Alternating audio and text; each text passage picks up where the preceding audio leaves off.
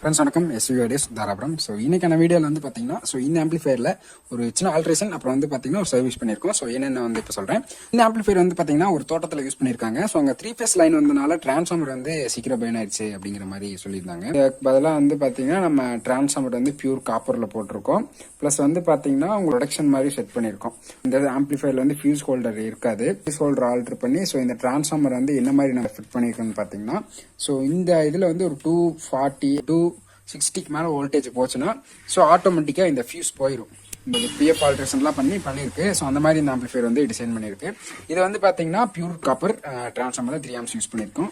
இது வந்து ஒரு 12 வோல்ட் டிரான்ஸ்ஃபார்மர். இன்னும் அந்த சுவிட்ச் எல்லாம் போயிருந்தது. இது பண்ணி இதை கம்ப்ளீட்டாக ஒரு செக்அப்பும் பண்ணியாச்சு. ஸோ உங்களுக்கு ஆம்பிளிஃபயர்ஸ் சர்வீஸ் அசம்பிள்லாம் பண்ணணும்னா ஸோ டிஸ்பிளே தெரிய நம்பருக்கு காலர் வாட்ஸ்அப் பண்ணுங்க, பெஸ்ட்டாக பண்ணி கொடுத்துடலாம்.